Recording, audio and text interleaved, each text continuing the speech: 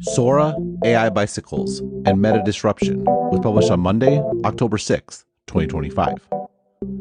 The App Store charts tell the story, at least for the first week of AI-generated video apps. This doesn't, somewhat embarrassingly, match my initial impressions.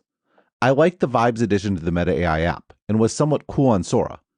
I spent much of last week's episode of Sharp Tech exploring why my initial impressions were so off base, and I think MG Siegler, who was sucked into Sora immediately, captures a few of them in Sora's Slop Hits Different. Anyway, what's different, and what I underestimated about Sora, is that the AI content here is not just randomly generated things.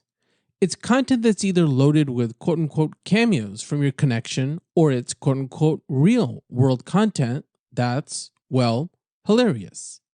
Not all of it, of course, but a lot of it. In this regard, it's really not too dissimilar from TikTok, and back in the day, Vine. This is a lot more like those social networks, but with the main difference being that it's a lot easier to create such content thanks to AI. I think that's the real revelation here. It's less about consumption and more about creation. I previously wrote about how I was an early investor in Vine, in part because it felt like it could be analogous to Instagram.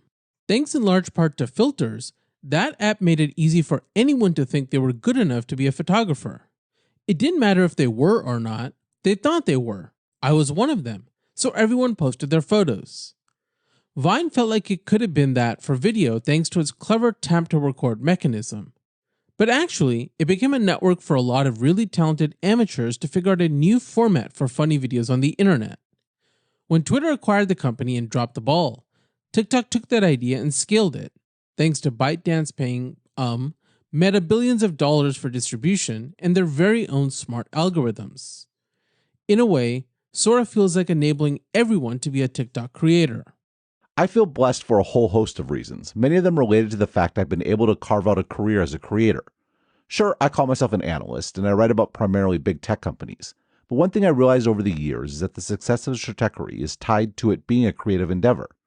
There have been a lot of analysts over the years who have launched similar sites, but what was often missing was the narrative element. The best articles on Stratechery tell a story, with a beginning, middle, and end, and the analysis is along for the ride. Analysis alone doesn't move the needle. That I tell stories is itself a function of the way I think. I have a larger meta story in my head about how the world works, and I'm always adding and augmenting that story. That's why, in various interviews, I've noted that being wrong is often the most inspiring, albeit painful place to be. That means my story is incomplete, and I need to deepen my understanding of the world I'm seeking to chronicle. I certainly have that opportunity right now. My creativity blind spot. This is what I wrote in my update about Sora. Quote, "Indeed, it feels like each company has an entirely different target audience. YouTube is making tools for creators, Meta is building the ultimate lean-back, dreamlike experience, and OpenAI is making an app that is, in my estimation, the easiest for normal people to use. In this new competition, I prefer the Meta experience by a significant margin, and the reason why goes back to one of the oldest axioms in technology, the 99-1 rule. 90% of users consume, 9% of users edit/distribute, and 1% of users create. If you were to categorize the target market of these three AI video entrants, you might say that YouTube is focused on the 1% of creators. OpenAI is focused on the 9% of editors/distributors. Meta is focused on the 90% of users who consume. Speaking as someone who is, at least for now, more interested in consuming AI content than in distributing or creating it, I find Meta's Vibes app genuinely compelling. The Sora app feels like a parlor trick, if I'm being honest, and I tired of my feed pretty quickly. I'm going to refrain on passing judgment on YouTube, given that my current primary YouTube use case is watching vocal coaches break down songs from K-pop Demon Hunters. I honestly have no idea if my evaluation of these apps is broadly applicable. As I've noted repeatedly, I'm hesitant to make any pronouncements about what resonates with society broadly, given that I am the weirdo in the room. Still, I do think it's striking how this target market evaluation tracks with the companies themselves. YouTube has always prioritized creators, while OpenAI's business model is predicated on people actively using AI. It's Meta that has stayed focused on the silent majority that simply consumes, and as a silent consumer, I still like Vibes." End quote. As I noted at the beginning, the verdict is in, and my evaluation of these apps is not broadly applicable. Way more people like Sora than Vibes, and OpenAI has another viral hit. What I hear from people who love the app, however, is very much in line with what Siegler wrote. Yes, they are browsing the feed, But the real lure is losing surprisingly large amounts of time making content. Sora lets them be a content creator. This was a blind spot for me because I don't have that itch. I'm creating content constantly. 3 article/updates, an interview, and 3 podcast episodes a week is enough for me, thank you very much. When I am vegging out on my phone, I want to passively consume, and I personally found the Vibes mix of fantastical environments and beautiful visages calming and inspiring. Almost everyone else feels different. Katie Notopoulos posted on Threads, "Me looking at Vibes feed. This is a screensaver. So boring. Why would anyone want it? Me looking at videos I made of my own face in Sora 2. Hee hee, I love this. It's funny. It's me." I had to laugh at this because I've spent way too much time watching Apple's aerial video screensavers. Apparently my tastes are consistent. Beyond that, however, is a second blind spot. How much of the 99-1 rule is a law of the universe versus a manifestation of barriers when it comes to creation? At the risk of sounding like a snob, have I become the sort of 1%er who is totally out of touch? The AI bicycle. Back in 2022, when AI image generation was just starting to get good, I wrote about the AI unbundling and the idea propagation chain. Quote, the idea propagation chain is creation, substantiation, duplication, distribution, and consumption. The evolution of human communication has been about removing whatever bottleneck is in this value chain. Before humans could write, information could only be conveyed orally. That meant that the creation, vocalization, delivery, and consumption of an idea were all one and the same. Writing, though, unbundled consumption, increasing the number of people who could consume an idea. Now the new bottleneck was duplication. To reach more people, whatever was written had to be painstakingly duplicated by hand, which dramatically limited what ideas were recorded and preserved. The printing press removed this bottleneck, dramatically increasing the number of ideas that could be economically distributed. The new bottleneck was distribution, which is to say that this was the new place to make money, thus the aforementioned profitability of newspapers. That bottleneck, though, was removed by the internet, which made distribution free and available to anyone. What remains is one final bundle, the creation and substantiation of an idea. To use myself as an example, I have plenty of ideas, and thanks to the internet, the ability to distribute them around the globe. However, I still need to write them down, just as an artist needs to create an image, or a musician needs to write a song. What is becoming increasingly clear, though, is that this too is a bottleneck that is on the verge of being removed. End quote. This is what was unlocked by Sora. All sorts of people without the time or inclination or skills or equipment to make videos could suddenly do just that, and they absolutely loved it. And why wouldn't they? To be creative is to be truly human, to actually think of something yourself instead of simply passively consuming. And AI makes creativity as accessible as a simple prompt. I think this is pretty remarkable, so much so that I've done a complete 180 on Sora. This new app from OpenAI may be the single most exciting manifestation of AI yet, and the most encouraging in terms of AI's impact on humans. Everyone, including lots of people in my Sora feed, are leaning into the concept of AI slop, which I get. We are looking at a world of infinite machine-generated content, and a lot of it is going to be terrible. At the same time, how incredible is it to give everyone with an iPhone a creative outlet? It reminds me of one of my favorite Steve Jobs moments, just before he died, at the introduction of the iPad 2. I wrote about it in 2024's The Great Flattening. Quote, my favorite moment in that keynote, one of my favorite Steve Jobs keynote moments ever, in fact, was the introduction of GarageBand. You can watch the entire introduction and demo, but the part that stands out in my memory is Jobs, clearly sick in retrospect, moved by what the company had just produced.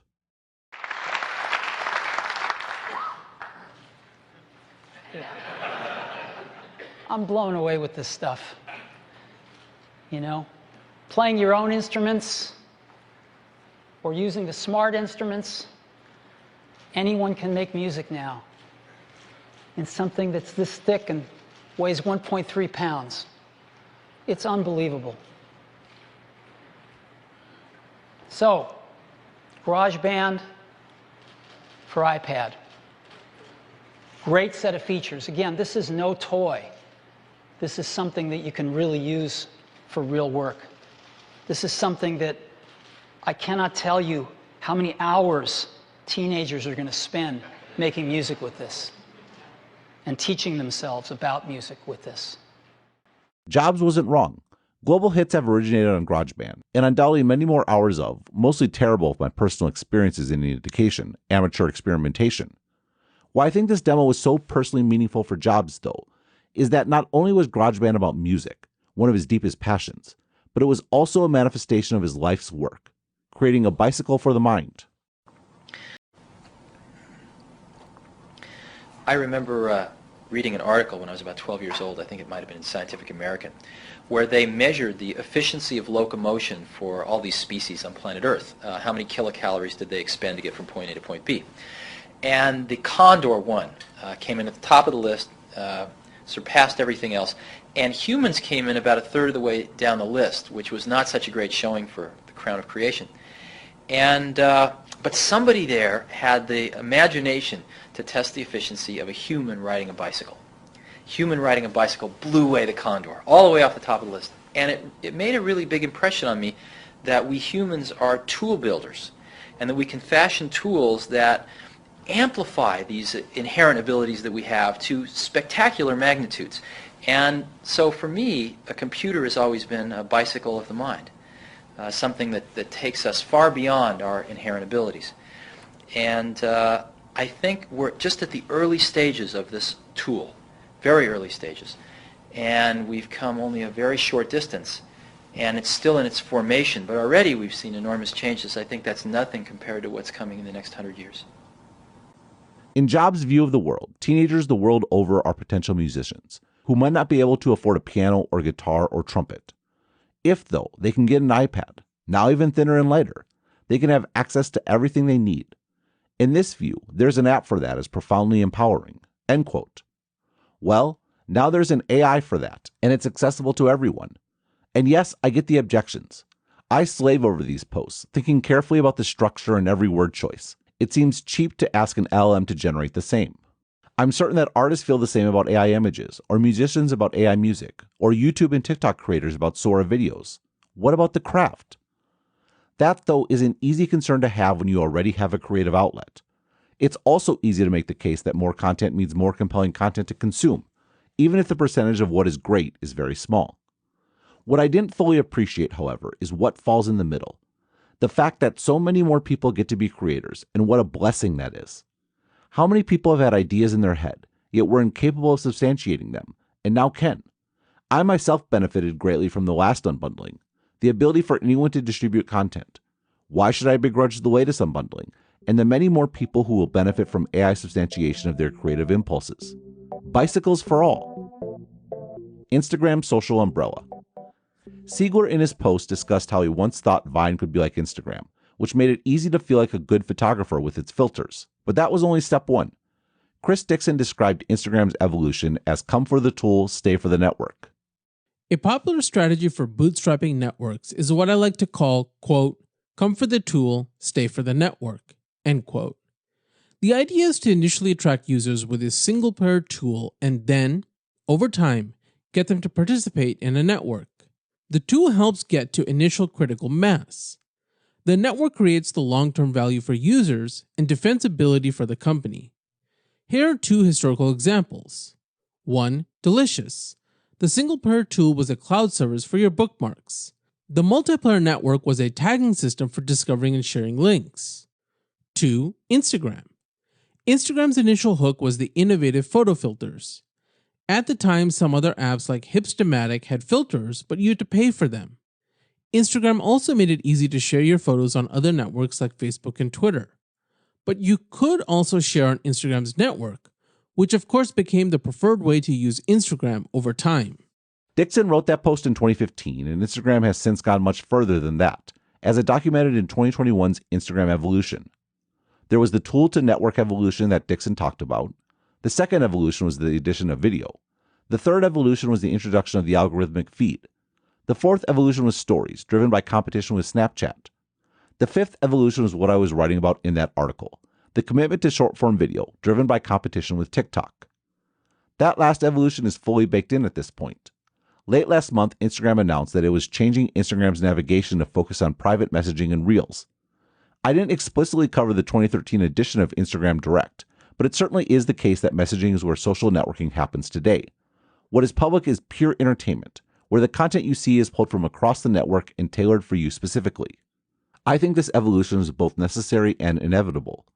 I first wrote that Facebook needed to move in this direction in 2015's Facebook and the Feed. Quote, consider Facebook's smartest acquisition, Instagram. The photo sharing service is valuable because it is a network, but it initially got traction because of filters. Sometimes what gets you started is only a lever to what makes you valuable. What, though, lies beyond the network? That was Facebook's starting point, and I think the answer to what lies beyond is clear. The entire online experience of over 1 billion people. Will Facebook seek to protect its network and Zuckerberg's vision, or make a play to be the television of mobile? End quote. It wasn't until TikTok peeled off a huge amount of attention that Facebook finally realized that viewing itself as a social network was actually limiting its potential. If the goal was to monopolize user attention, the only scarce resource on the internet, then artificially limiting what people saw to their social network was to fight with one hand tied behind your back. TikTok was taking share not just because of its format, but also because it wasn't really a social network at all. This is all interesting context for how OpenAI characterized Sora in their introductory post. It's a social app. Today, we're launching a new social iOS app just called Sora, powered by Sora 2. Inside the app, you can create, remix each other's generations, discover new ideas in a customizable Sora feed, and bring yourself or your friends in via cameos. With cameos, you can drop yourself straight into any Sora scene with remarkable fidelity after a short one-time video and audio recording in the app to verify your identity and capture your likeness. This app is made to be used with your friends. Overwhelming feedback from testers is that cameos are what makes this feel different and fun to use. You have to try it to really get it, but it is a new and unique way to communicate with people. We're rolling this out as an invite-based app to make sure you come in with your friends. At a time when all major platforms are moving away from the social graph, we think cameos will reinforce community. First, just because Meta needed to move beyond the social network doesn't mean social networking isn't still valuable or appealing. As an analogy, consider the concept of a pricing umbrella. When something becomes more expensive, it opens up the market for a lower price competitor. In this case, Instagram's evolution has created a social umbrella. Sure, Instagram content may be quote-unquote better by virtue of being pulled from anywhere, but that means there is now a space for a content app that is organized around friends. Second, remember the creativity point above. One of the challenges of restricting Instagram content to just what your social network posted is that your social network may not post very many interesting things. That gap was initially filled by following influencers, but now Instagram simply goes out and finds what you are interested in without having to do anything. In Sora, however, your network is uniquely empowered to be creative, increasing the amount of interesting content in a network-mediated context. And of course, Sora is also pulling from elsewhere as well to populate your feed. What you're seeing, if you squint, is disruption. Instagram has gone quote-unquote upmarket in terms of content, leaving space for a new entrant. That new entrant, meanwhile, is not simply cheaper/smaller. Rather, it's enabled by a new technological paradigm that lets it compete orthogonally with the incumbent. Granted, that new paradigm is very expensive, particularly compared to the content that Instagram gets for free, but the extent it restores value to your social network is notable. Meta concerns. I am on the record as being very bullish about the impact of AI in Meta's business. It's good for their ad business in the short, medium, and long term, and YouTube's as well. More content benefits the company with the most popular distribution channels. AI will be the key to unlocking both AR and VR. The key to everything, however, is maintaining the hold Meta has on user attention, and the release of both Vibes and Sora has me seriously questioning point number 2. What I appreciate about both of these apps is the fact they are explicitly AI content. I said in my update about Vibes, quote, one of the reasons why AI slop is so annoying is, paradoxically, the fact that a lot of it has gotten quite good. That means that when consuming content, you have to continually be ascertaining if what you see is real or AI generated. To put it in the terms of the article I just quoted, you might want to lean back, but if you don't want to be taken in or make a fool of yourself, then you have to constantly be leaning forward to figure out what is or isn't AI. What this means for Vibes is the fact it is unapologetically and explicitly all AI is quite profound. It's a true lean-back experience, where the fact none of it is real is a point of interest and, if Holes is right, inspiration and imagination. I find it quite relaxing to consume, in a way I don't find almost any other feed on my phone. End quote. The reason this is problematic for Meta and YouTube is that I'm not sure the company can counter Sora, or any other AI-generated content app that appears, in the same way they countered Snapchat and TikTok. Both challengers introduced new formats, stories in the case of Instagram and short-form video in the case of TikTok, but the content was still produced by humans. That made it much more palatable to stuff those formats into Instagram. AI might be different. Meta certainly has data on this question, but I could imagine a scenario where users are actually annoyed and turned off by mixing AI-generated content with human content. And because Instagram isn't really a social network anymore, the fact that that content might be made by or includes your friends might not be enough. Implicit in this observation is the fact that I don't think that human content is going anywhere.